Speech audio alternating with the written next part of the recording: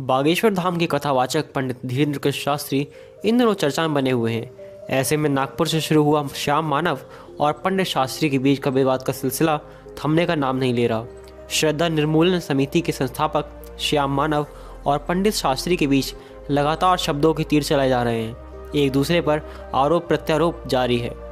बागेश्वर धाम के कथावाचक पंडित धीरेन्द्र कृष्ण शास्त्री ने नागपुर की श्रद्धा निर्मूलन समिति के संस्थापक श्याम मानव की चुनौती को स्वीकार कर लिया है। साथ ही उन्होंने समिति के अध्यक्ष श्याम मानव को रायपुर आने के लिए निमंत्रण भी दिया था, जिस पर अध्यक्ष ने निमंत्रण को ठुकराते हुए आने से साफ इनकार कर दिया। बता दें, बागेश्वर धाम सरकार के नाम से फेमस पंडित धीरेन्द्र कृष्ण शास्त्री पिछले दिनों नागपुर आए थे, जहां उन्होंने अपना दरबार लगाया था। इसे लेकर अंधश्रद्धा निर्मूलन समिति के संस्थापक और नागपुर की जादू टोना विरोधी नियम जन जागृति प्रचार प्रसार समिति के अध्यक्ष श्याम मानव ने पुलिस को शिकायत की थी। इसके बाद उनकी शिकायत सोशल मीडिया पर बाबा के खिलाफ प्रचारित की जा रही थी। मीडिया से चर्चा के दौरान श्याम मानव ने बताया कि नागपुर में पंडित धीरेन्द्र कृष्ण शास्त्री की कथा 5 से 13 जनवरी तक चलनी थी। आमंत्रण पत्र और पोस्टर में भी 13 जनवरी तक कथा का जिक्र था, लेकिन महाराज पूरी कथा करने के 2 दिन पहले ही नागपुर से चले गए। श्याम मानव ने धीरेन्द्र कृष्ण शास्त्री के दरबार को डर का दरबार बताते हुए कार्रवाई की मांग की है। उन्होंने बताया कि दिव्य दरबार में धीरेन्द्र कृष्ण शास्त्री भक्तों के नाम और नंबर से लेकर कई चीजें बताने का दावा करते हैं। हमने उनके ऐसे कई वीडियो को देखा है जिसमें ऐसे दावों को सिद्ध करने को कहा गया था। इसके बाद हमने उन्हें चुनौती दी, लेकिन वे नागपुर से चले गए। इस मामले में समिति के अध्यक्ष श्याम मानव को पंडित शास्त्री ने रायपुर आने के लिए निमंत्रण भेजते हुए कहा, पंडित धीरेन्द्र कृष्ण शास्त्री की कथा अभी रायपुर में चल रही है।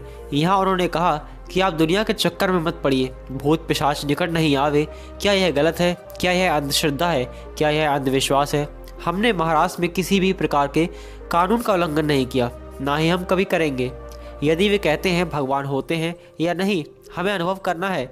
बागेश्वर बालाजी का दरबार 2 दिन लगा हुआ है, आप नहीं आए। 7 दिन दरबार लगा, आप नहीं आए। हमें टाइम रहेगा, हम फिर आएंगे, लेकिन रायपुर में 20 और 21 तारीख को पुनः दरबार है। आने का किराया हम देंगे। आपकी चुनौती हमें स्वीकार है।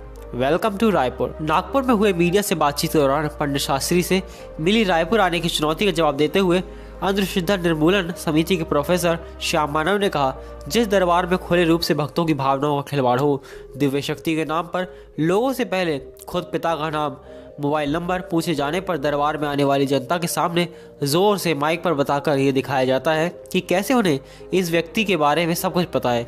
इस तरह की बेकार जगह पर वे नहीं जाएंगे। अंधश्रद्धा उन्मूलन समिति ने बागेश्वर धाम सरकार पर अंधविश्वास फैलाने का आरोप लगाया है।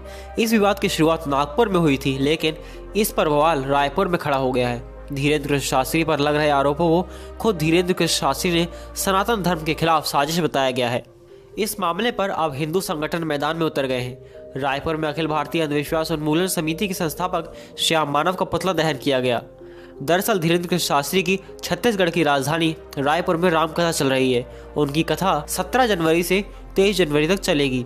इस बीच बुधवार को रायपुर में बजरंग दल और अंतर्राष्ट्रीय हिंदू परिषद ने श्याम मानव का पुतला दहन किया।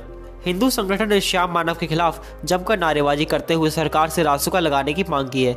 ये पुतला दहन ठीक उसी जगह पर किया गया है जहां रायपुर में बागेश्वर धाम सरकार की रामकथा चल रही है। बजरंग दल ने श्याम मानव पर आरोप लगाते हुए कहा है कि हिंदुओं की आस्था पर चोट हिंदू समाज बिल्कुल भी सहन नहीं करेगा। अगर ऐसी गलती बार बार की जाती है तो हम श्याम मानव के खिलाफ रासुका लगाने की कार्रवाई की मांग करेंगे। इसके अलावा अंतर्राष्ट्रीय हिंदू परिषद के जिला अध्यक्ष रवि देशवानी ने कहा है कि श्याम मानव को बर्दाश्त नहीं हो रहा कि इतनी कम उम्र में शास्त्री महाराज धर्म का प्रचार कर रहे हैं। हमारे सनातन धर्म के प्रचारक का अपमान बिल्कुल सहन नहीं किया जाएगा। तो दोस्तों, आपकी इस बारे में क्या राय है, कमेंट करके जरूर बताएं। और अगर वीडियो अच्छी लगी तो वीडियो को लाइक करें, शेयर करें, कमेंट करें और चैनल को सब्सक्राइब करें। तो चलिए मिलते हैं नेक्स्ट वीडियो में। तब तक के लिए थैंक्स फॉर वॉचिंग।